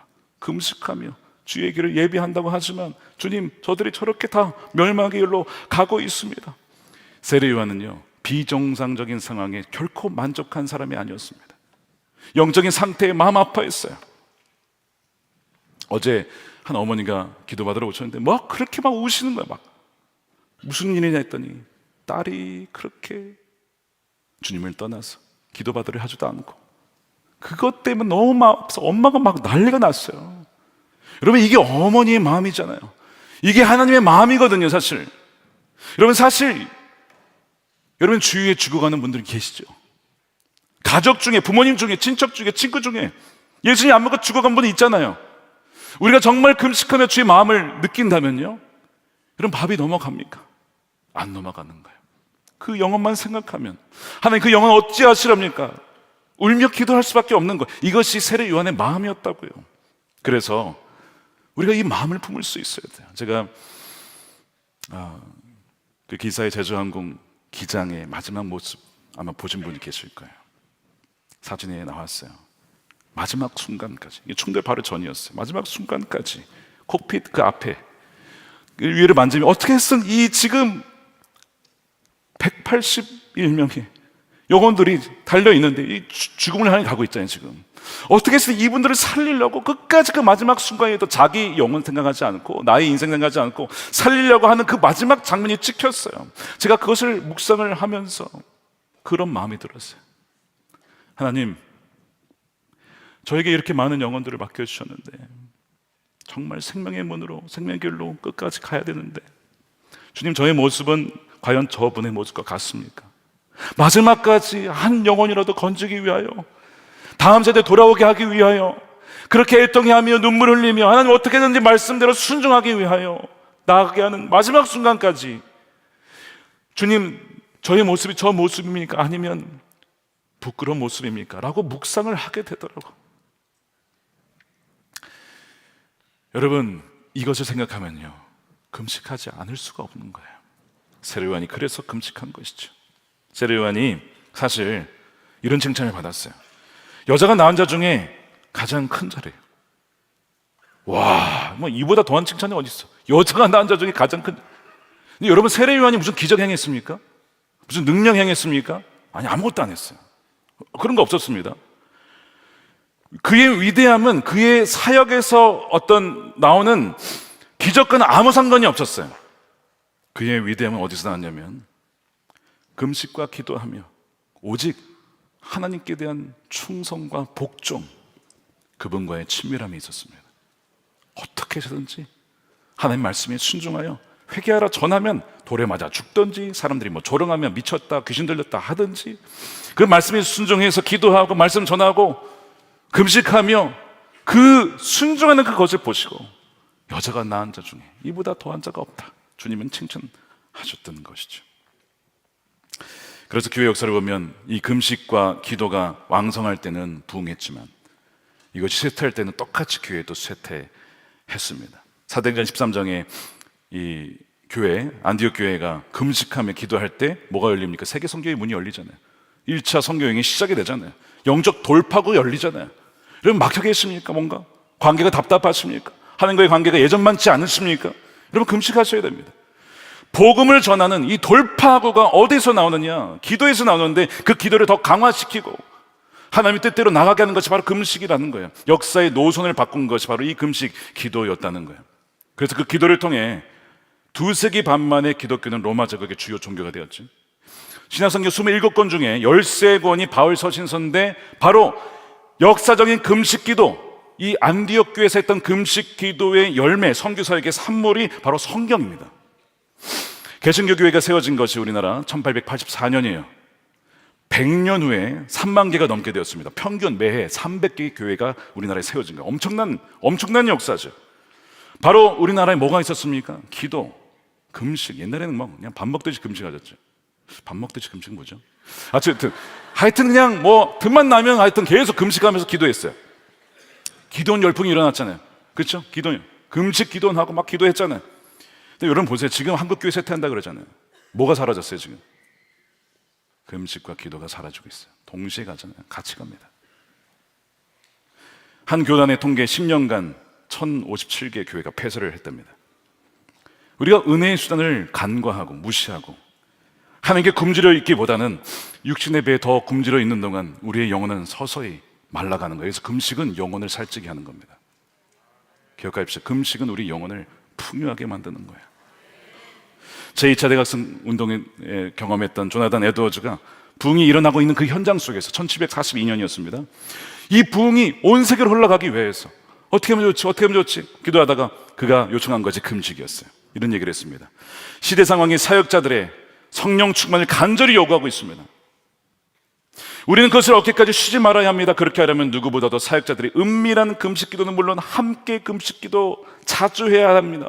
같은 지역의 사역자들이 자주 함께 모여 며칠씩 간절히 금식 기도하면서 하늘에서 공급하실 특별한 은혜를 간구해야 합니다. 오늘 우리에게 그것이 필요합니다. 내 생각에 이 시대에 이 나라에 사는 하나님의 사람들은 금식과 기도를 지금보다 3배는 더 해야 합니다.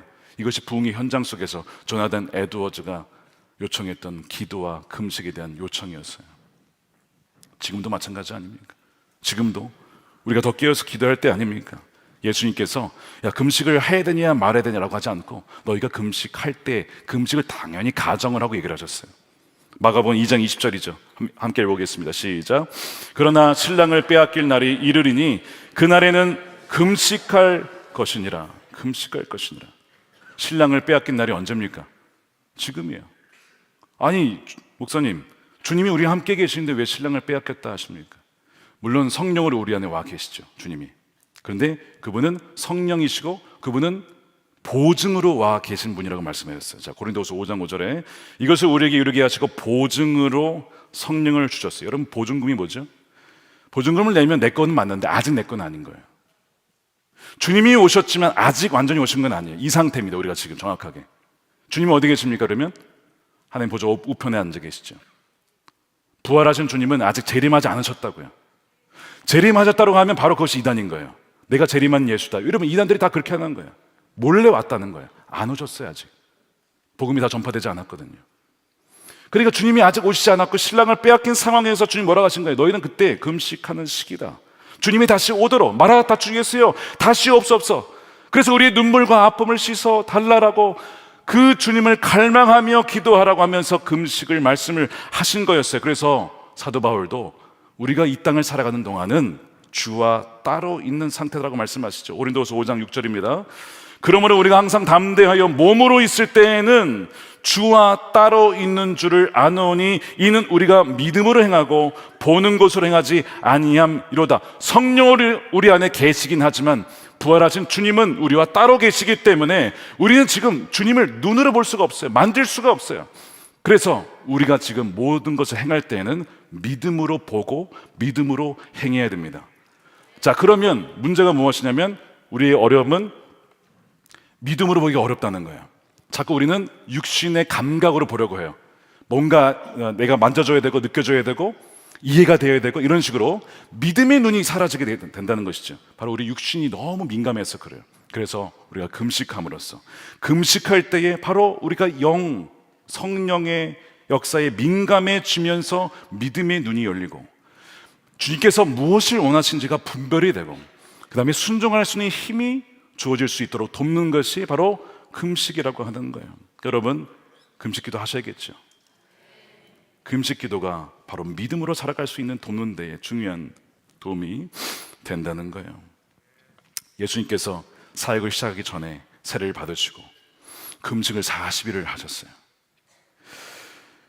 결코 줄이지 않는 생명의 빵이신 주님께서, 생명의 빵이신 그 자체이신 주님께서 바로 금식을 하셨는데 그때 마귀가 유혹하죠. 돌을 빵으로 만들어 버려라. 근데 바로 이것이 마귀 유혹이에요. 근데 예수님께서 만들지 않으셨어요. 그 이유가 여기에 나옵니다. 사람이 떡으로만 살 것이 아니라 뭐라고 되어 있죠? 마태복음 4장 4절인데 우리 함께 읽겠습니다. 시작. 예수께서 대답하셨다. 성경에 기록하기를 사람이 빵으로만 살 것이 아니라 하나님의 입에서 나오는 모든 말씀으로 살 것이다.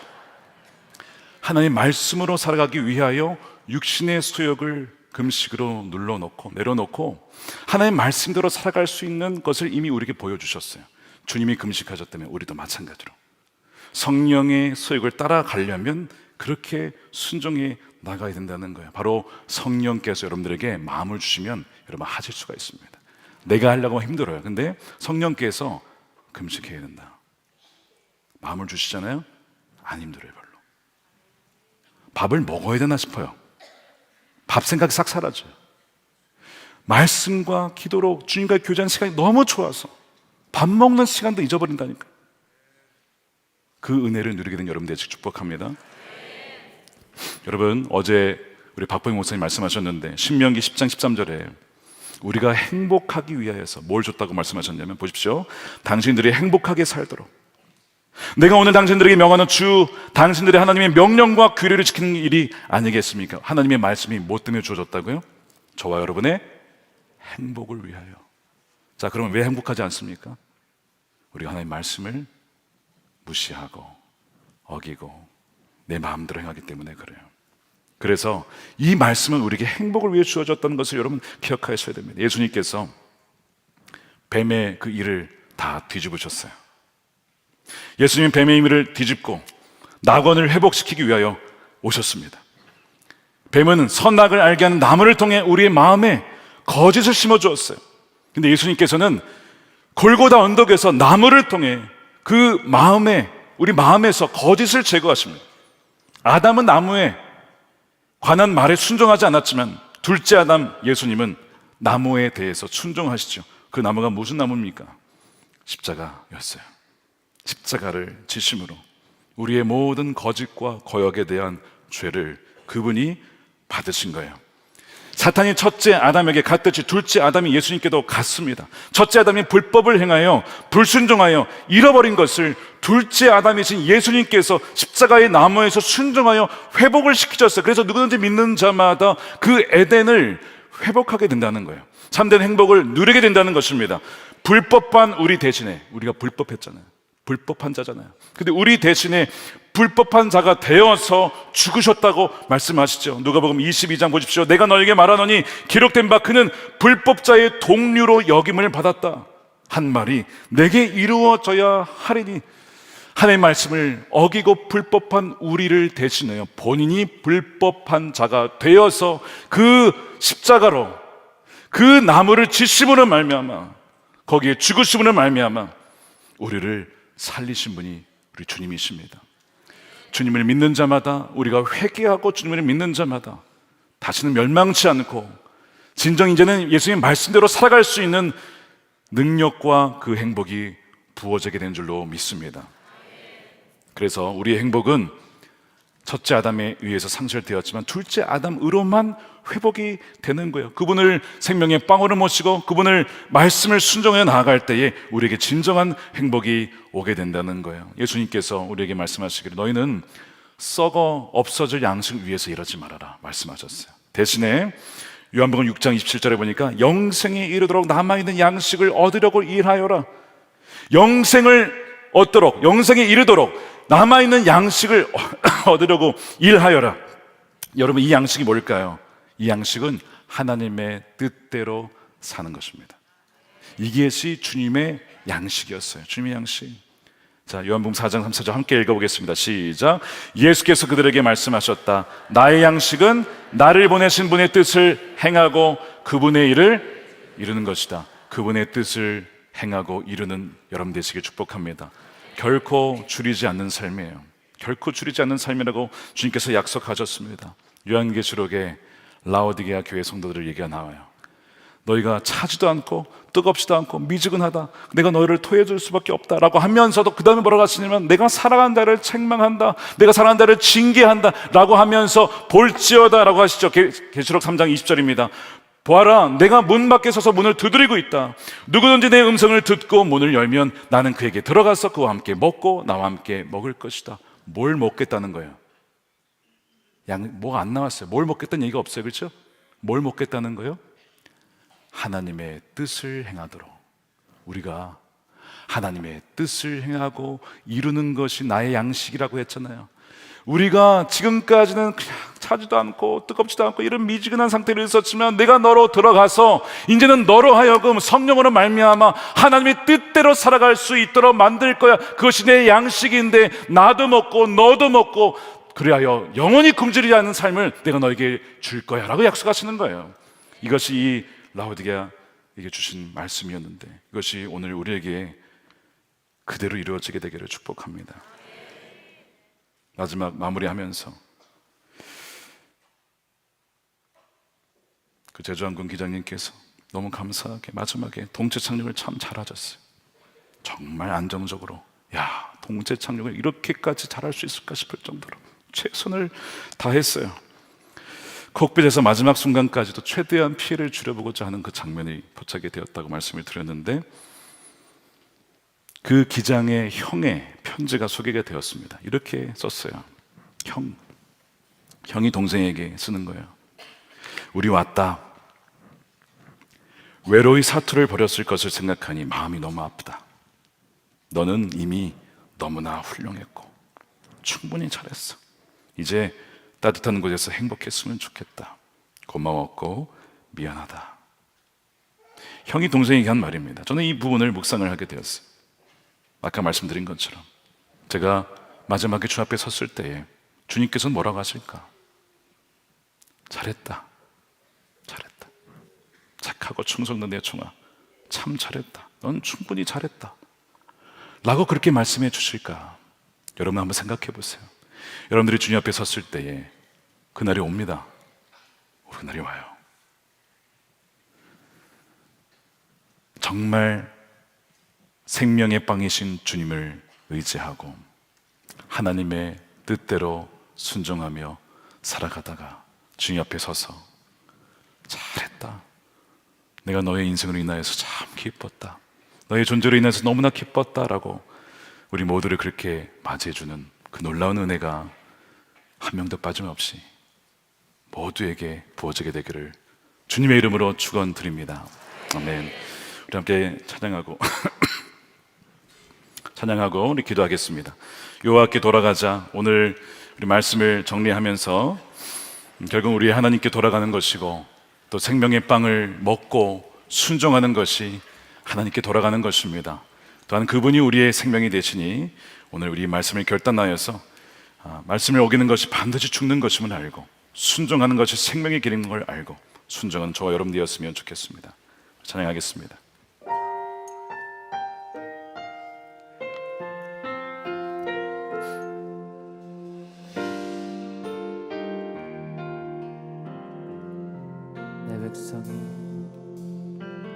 내 백성이 나를 떠나 돌아섰지만 내 사랑이 내 백성을 내 백성을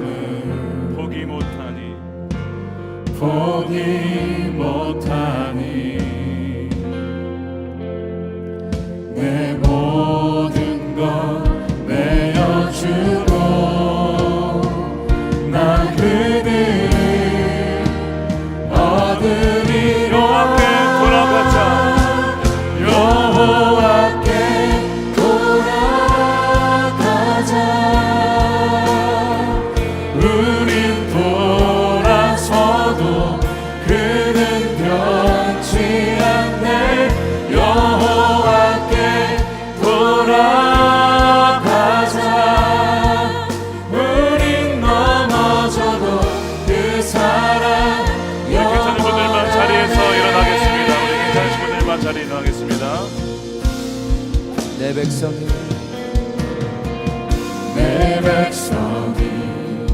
나를 떠나 돌아섰지만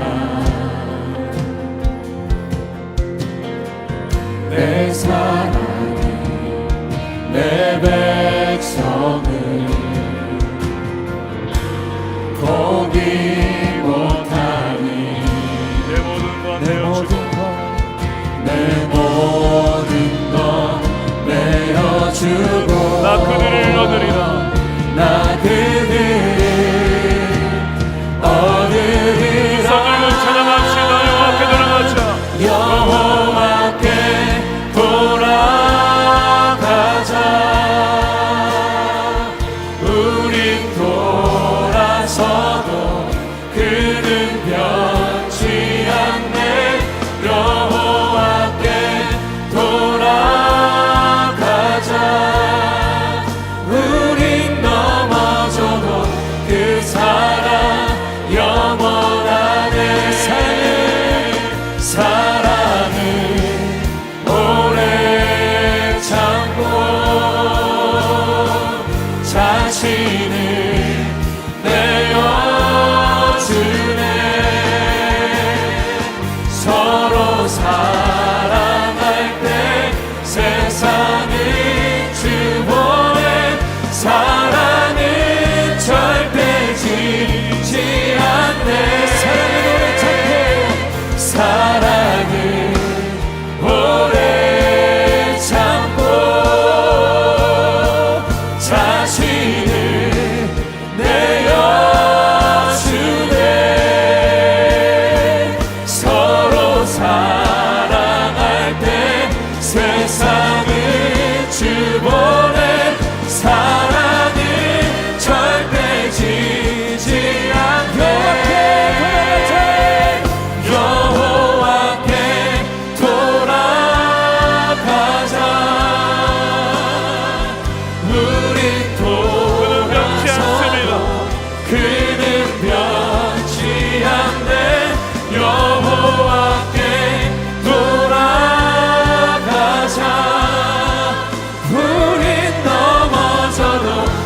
그 사랑 한번 더 고백합니다. 여호와께 돌아가자. 여호와께 돌아가자. 우리 돌아서도 그분은 변치 않는 사랑을 함께 하십니다. 그는 변치 않네.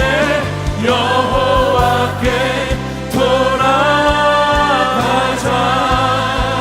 우린 넘어져도 그 사랑 영원하네. 기도합시다. 우리 기도 제목이 있지만 우리 그 기도 제목으로 하지 않고 새로운 기도 제목으로 나누겠습니다. 오늘 말씀을 여러분 들으시면서 우리에게 분명히 말씀하신 것이 있어요. 하나님을 경외함으로 하나님 말씀에 순종하라는 것입니다. 우리가 오늘 이 시간 여러분 꼭 결단했으면 좋겠습니다. 하나님 말씀은 오늘 창세기 3장에 로마서 8장에 너희가 하나님의 말씀을 어기면 반드시 죽는다. 육신의 행실대로 그대로 살면 반드시 죽는다라고 말씀하셨어요. 여러분 이제 2024년도에 행했던 우리의 육신의 죄악들과 습성들은 이미 다 십자가에 못 박혔고 죽었으니 이제는 우리가 새로운 몸과 마음으로 2025년 새해를 살아가야 됩니다. 주님께서 분명히 말씀에 죽는다고 하였습니다. 그러나 말씀대로 살면 산다는 거예요. 우리 힘으로 할 수 없지만 우리 안에 계신 성령께서 우리 육신의 행실을 죽일 수 있도록 도와주시고 말씀대로 살아갈 수 있는 힘을 이미 주셨습니다. 여러분, 나는 안 돼, 나는 실패할 거야, 이러다 또 넘어질 거야, 누가 준 겁니까? 마귀가 지금 여러분을 속이고 있는 것입니다. 여러분 결코 그렇지 않아요. 그리스도인들이 약속된 것은 승리하는 삶입니다. 이기는 삶인 줄로 믿습니다.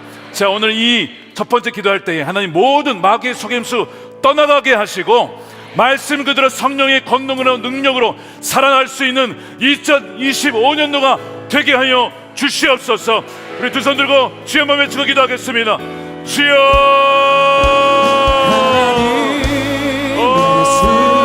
주님, 마귀의 모든 속삭임과 속임수와 거짓을 주여 이 시간 아버지 하나님 쫓아내며 말씀을 선포합니다. 나스란 예수 그리스도의 명으로 모든 나스란 거짓의 영과 고용의 영혼을 떠나갈지어다. 할렐루야. 멋지다. 하나님 말씀으로 승리하는 것이 당연한 것이고 승리하는 것이 정상적인 있는 삶입니다. 하나님 우리에게 더 이상 소멸하와 아버지 하나님 받을 속에 없는 자리가 살아나게 하여 주세옵소서. 결코 두렵지 아니하며 생명의 승리의 마음으로 만족하며 살아가는 하나님의 말씀으로 살게 하여 주시옵소서.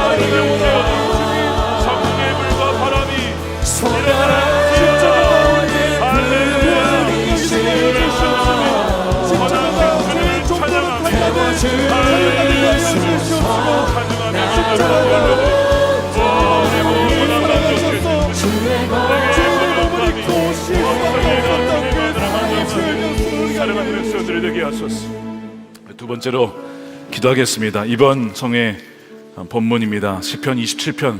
다윗이 오직 한 가지만 구했습니다. 오직 하나님만 구하였고 하나님의 임재만 구하였습니다. 여호와는 나의 목자 되시니 내게 부족함이 없으리로다.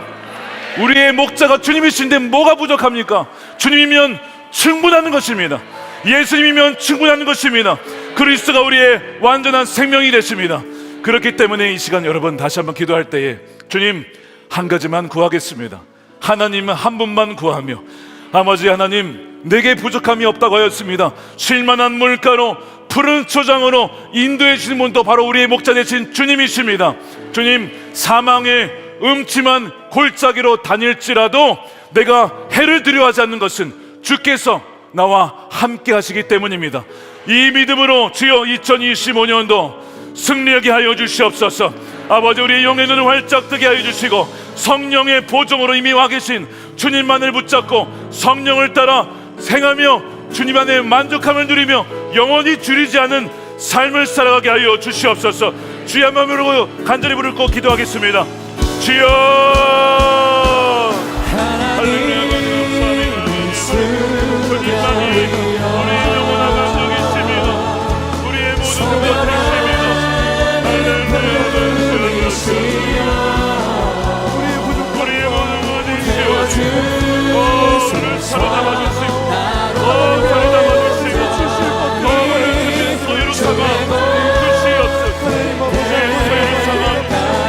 할렐루야.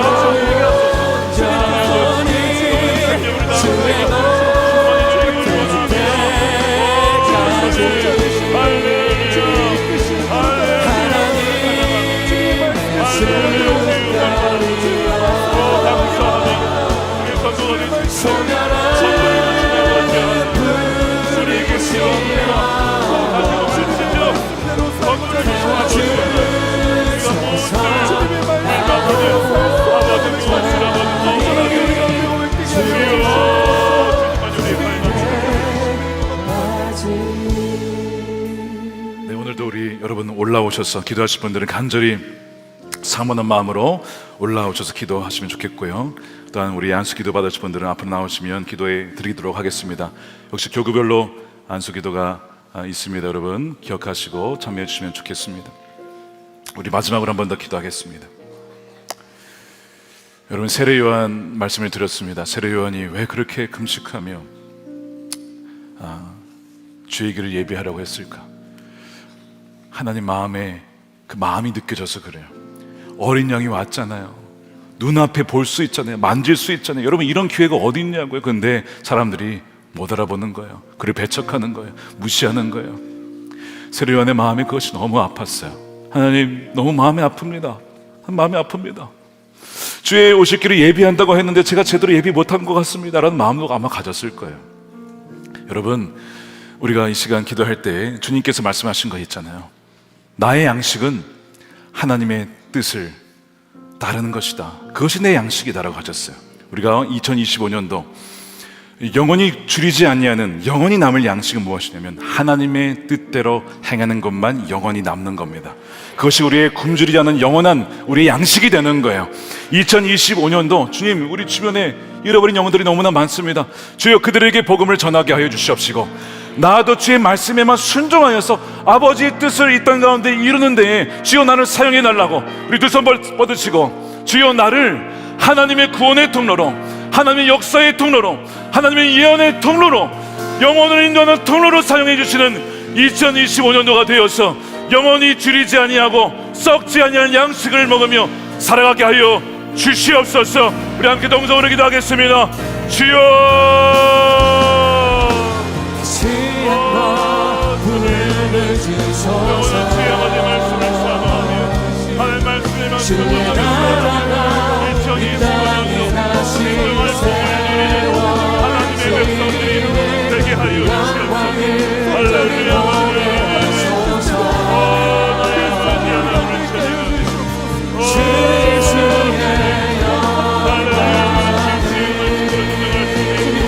베드로한 마음으로 아버지를 버린 영혼들을 마음에 품고 주님을 인도할 수 있도록 주의 아버지 말씀으로 전하지 아니하고 거역하는 마음을, 대적하는 마음을 꺾어지게 하시고 아버지도 마음 가운데 진정 주님 말씀을 살아갈 수 있는 하나님의 영을 부어주시옵소서. 하나님의 영을 부어주시옵소서. 하나님의 성령으로 만들게 하소서. 아버지, 나를 보내 주시옵소서. 하나님 말씀을 열어주시옵소서. 하나님 주님께 하소서. 옆에 보신 우리 하나를 불러주시고 하나를 따라고 그렇게 하실 수 있는 하나님의 은혜를 누리게 하여